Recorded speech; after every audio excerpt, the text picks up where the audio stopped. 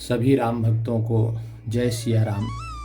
पिछली कथा में हमने श्रवण किए थे कि माता सती किस प्रकार से श्री रामचंद्र जी की परीक्षा लिए और परीक्षा लेने के पश्चात अब वो बाबा शिव के पास वापस आती हैं सकुचाती हुई, और बाबा और सती जी के बीच कौन कौन से संवाद होते हैं और इस परीक्षा का परिणाम क्या होता है, यह आगे की कथा में हम श्रवण करते हैं। जय सिया राम। सती समझी रघुबीर प्रभाऊ, भय सब शिव शन किन्ह दुराऊ। कछु न परीक्षा लिन्हि गोसाई, किन्ह प्रणाम तुम्हारी नाई। सती जी ने श्री रघुनाथ जी के प्रभाव को समझकर डर के मारे शिव जी से छिपाव किया और कहा, हे स्वामिन, मैंने कुछ भी परीक्षा नहीं ली, वहां जाकर आपकी ही तरह प्रणाम किया। इस प्रकार से यहाँ सती माता डर करके शिव जी बाबा से झूठ बोलती हैं। जो तुम कहा सो मृषा न होई, मोरे मन प्रतीति अति सोई। तब शंकर देखे हूँ धरि ध्याना, सती जो किन्ह चरित सबु जाना। आपने जो कहा वह झूठ नहीं हो सकता, मेरे मन में यह बड़ा पूरा विश्वास है। तब शिव जी ने ध्यान करके देखा और सती जी ने जो चरित्र किया था सब जान लिया। बहुरी राम मायहि सिरुनावा, प्रेरि सती जेहि झूठ कहावा। हरि इच्छा भावी बलवाना, हृदय विचारत शंभु सुजाना। फिर श्री रामचंद्र जी की माया को सिर नवाया, जिसने प्रेरणा करके सती के मुंह से भी झूठ कहलवा दिया। सुजान शिव जी ने मन में विचार किया कि हरि की इच्छा रूपी भावी प्रबल है। सती जी ने सीता जी का वेश धारण किया। यह जान करके शिव जी के हृदय में बड़ा विषाद हुआ। उन्होंने सोचा कि यदि मैं अब सती से प्रीति करता हूँ तो भक्ति मार्ग लुप्त हो जाएगा और बड़ा अन्याय हो जाएगा। परम पुनीत न जाई तजी, किए प्रेम बड़ पापु। प्रगति न कहत महेश कछु, हृदय अधिक संतापु। सती परम पवित्र है, इसलिए इन्हें छोड़ते भी नहीं बनता और प्रेम करने में बड़ा पाप है। प्रकट करके महादेव जी कुछ भी नहीं कहते, परंतु उनके हृदय में बड़ा संताप है। तब शंकर प्रभु पद शिरुनामा, सुमिरत राम हृदय अश आवा। एहि तन सती भेंट मोहि नाही, शिव संकल्प किन्ह मन माही। तब शिव जी ने प्रभु श्री रामचंद्र जी के चरण कमलों में सिर नवाया और श्री रामचंद्र जी का स्मरण करते ही उनके मन में यह आया कि सती के इस शरीर से मेरी भेंट नहीं हो सकती, अर्थात पति पत्नी का रूप प्रकट नहीं हो सकता। और सती जी ने अपने मन में यह संकल्प कर लिया क्या कि स्थिर बुद्धि शंकर जी ऐसा विचार कर श्री रघुनाथ जी का स्मरण करते हुए अपने घर कैलाश को चले। चलते समय सुंदर आकाशवाणी हुई कि हे महेश्वर, आपकी जय हो, आपने भक्ति की अच्छी दृढ़ता की है। अस विचारी शंकर मति धीरा, चले भवन सुमिरत रघुबीरा। चलत गगन भय गिरा सुहाई, जय महेश भली भगति दृढ़ाई। असपन तुम बिनु करहि ओको आना, राम भगत समरथ भगवाना। सुनी नभ गिरा सती उर सोचा, पूछा सिवहि समेत सकोचा। आपको छोड़कर दूसरा कौन ऐसी प्रतिज्ञा कर सकता है? आप श्री रामचंद्र जी के भक्त हैं, समर्थ हैं और भगवान हैं। इस आकाशवाणी को सुनकर सती जी के मन में चिंता हुई और उन्होंने सकुचाते हुए शिव जी से पूछा। क्या पूछते हैं कि किन्ह कवन पन कहूँ कृपाला, सत्य धाम प्रभु दीन दयाला। यद्यपि सती पूछा बहु भांति, तदपि न कहेहूँ त्रिपुर आराती। अर्थात हे कृपालु, कहिए आपने कौन सी प्रतिज्ञा की है। हे प्रभु, आप सत्य के धाम और दीन दयालु हैं। यद्यपि सती जी ने बहुत प्रकार से पूछा, परंतु त्रिपुरारी शिव जी ने कुछ भी न कहा। सती हृदय अनुमान किय, सब जानेहूँ सर्वज्ञ। किन्ह कपटु मैं संभूषण, नारी सहज जड़ अज्ञ। सती जी ने हृदय में अनुमान किया कि सर्वज्ञ शिव जी सब जान गए, मैं शिव जी से कपट किया है। यहाँ पर माता सीता को भी, सती को भी यह ज्ञात हुआ कि प्रभु श्री शिव जी को यहाँ पर सब मेरी कपट पता चल चुका। तो स्त्री स्वभाव से ही मूर्ख और बेसमझ होती है। तो यहाँ पर मान रही है कि स्त्री स्वभाव से ही मूर्ख और बेसमझ होती है। जलुपय सरिसी बिकाई देखूं, प्रीति की रीति भली।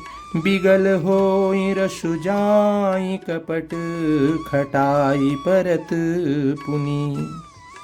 प्रीति की सुंदर रीति देखिए कि जल भी दूध के साथ मिलकर दूध के समान भाव बिकता है, परंतु फिर कपट रूपी खटाई पड़ते ही पानी अलग हो जाता है, दूध फट जाता है और स्वाद अर्थात प्रेम जाता रहता है।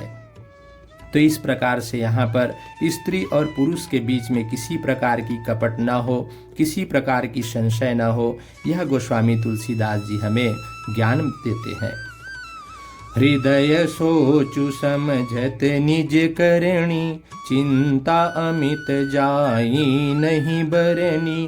कृपा सिंधु शिव परम अगाधा, प्रगट न कहूँ मोरे अपराधा। अपनी करनी को याद करके सती जी के हृदय में तो इतना सोच है और इतनी अपार चिंता है कि जिसका वर्णन नहीं किया जा सकता।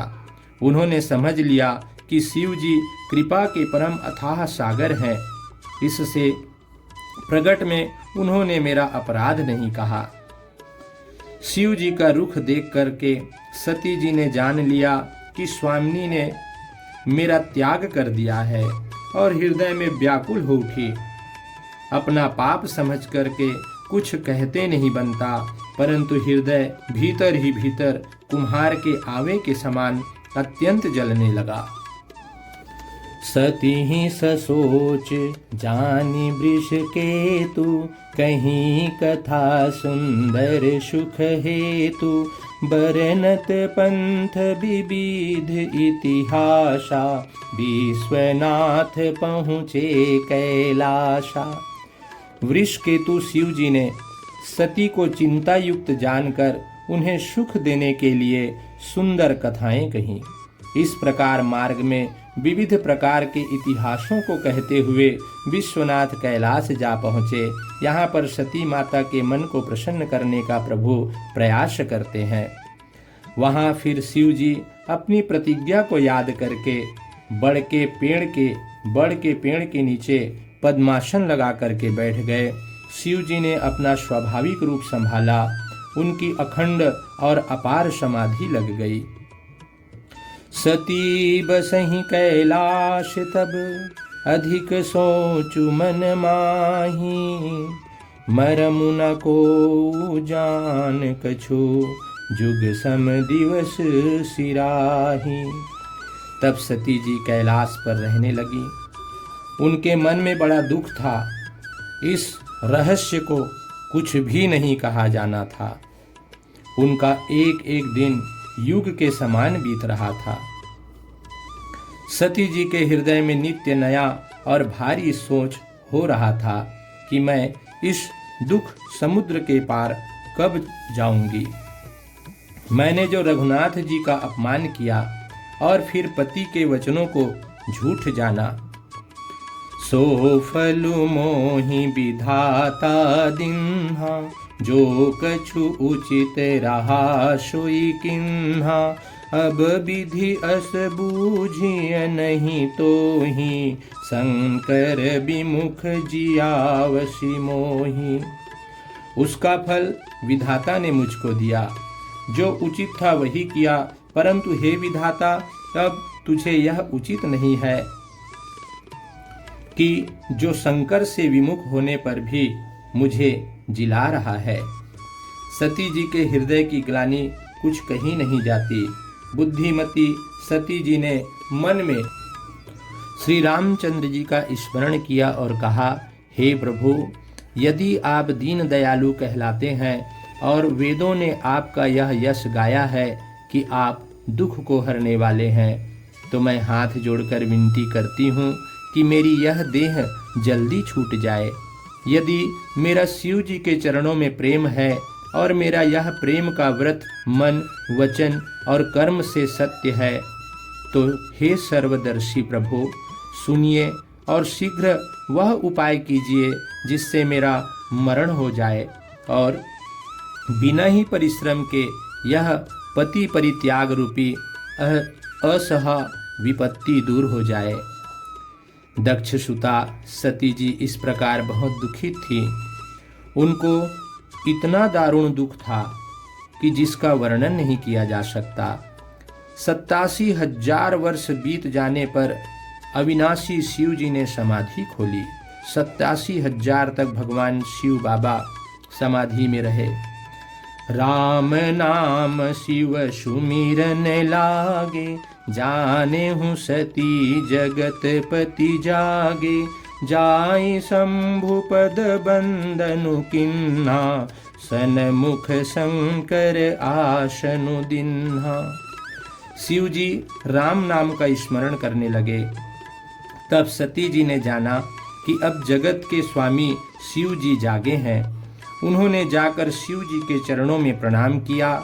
शिव जी ने उनको बैठने के लिए सामने आसन दिया। शिव जी भगवान हरि की रसमयी कथाएं कहने लगे। उसी समय दक्ष प्रजापति हुए। ब्रह्मा जी ने सब प्रकार से योग्य देख करके समझ करके दक्ष को प्रजापतियों का नायक बना दिया। जब दक्ष ने इतना बड़ा अधिकार पाया, तब उनके हृदय में अत्यंत अभिमान आ गया। जगत में देखा कोई नहीं पैदा हुआ जिसको प्रभुता पाकर मद न हो। दक्ष ने सब मुनियों को बुला लिया और ये बड़ा यज्ञ करने लगे। जो देवता यज्ञ का भाग पाते हैं, दक्ष ने उन सब को आदर सहित निमंत्रित किया। दक्ष का निमंत्रण पाकर के किन्नर, नाग, सिद्ध, गंधर्व और सब देवता अपनी अपनी स्त्रियों सहित चले। विष्णु, ब्रह्मा और महेश जी को छोड़कर सभी देवता अपना अपना विमान सजाकर चले। सती जी ने देखा अनेकों प्रकार के सुंदर विमान आकाश में चले जा रहे हैं। देव सुंदरियां मधुर गान कर रही हैं, जिन्हें सुनकर मुनियों का ध्यान छूट जाता है। सती जी ने विमान में देवताओं को जाने का कारण पूछा। तब शिव जी ने सब बातें बतलाई। पिता के यज्ञ की बात सुन करके सती कुछ प्रसन्न हुई और सोचने लगी कि यदि महादेव जी मुझे आज्ञा देते तो इसी बहाने कुछ दिन पिता के घर जाकर रहूं। पति परित्याग हृदय दुख भारी, कहीं न निज अपराध विचारी। बोली सती मनोहर बानी, भय संकोच प्रेम रस शानी। क्योंकि उनके हृदय में पति द्वारा त्यागी जाने का बड़ा भारी दुख था, पर अपना अपराध समझ करके वे कुछ कहती न थी। आखिर सती जी भय, संकोच और प्रेम रस में सनी हुई मनोहर वाणी से बोली। पिता भवन उत्सव परम, जो प्रभु आयशु होई। तय मैं जाऊं कृपायतन, सादर देखन सोई। हे प्रभु, मेरे पिता के घर बहुत बड़ा उत्सव है, यदि आपकी आज्ञा हो तो हे कृपाधाम, मैं आदर सहित उसे देखने जाऊं। शिव जी ने कहा, तुमने बात तो बहुत अच्छी कही, यह मेरे मन को भी पसंद आई, पर उन्होंने न्योता नहीं भेजा है, यह अनुचित है। दक्ष ने अपनी सब लड़कियों को बुलाया है, किंतु हमारे वैर के कारण उन्होंने तुमको भी बुला दिया। एक बार ब्रह्मा की सभा में हमसे अप्रसन्न हो गए थे, उसी से वे अब भी हमारा अपमान करते हैं। हे भवानी, जो तुम बिना बुलाए जाओगी तो ना सोल स्नेह ही रहेगा, शील स्नेह ही रहेगा और न मान मर्यादा ही रहेगा। यद्यपि इसमें संदेह नहीं कि मित्र, स्वामी, पिता और गुरु के घर बिना बुलाए कभी जाना चाहिए। यद्यपि इसमें संदेह नहीं कि मित्र, स्वामी, पिता और गुरु के घर बिना बुलाए भी जाना चाहिए, तो भी जहाँ कोई विरोध मानता हो उसके घर जाने से कल्याण नहीं होता।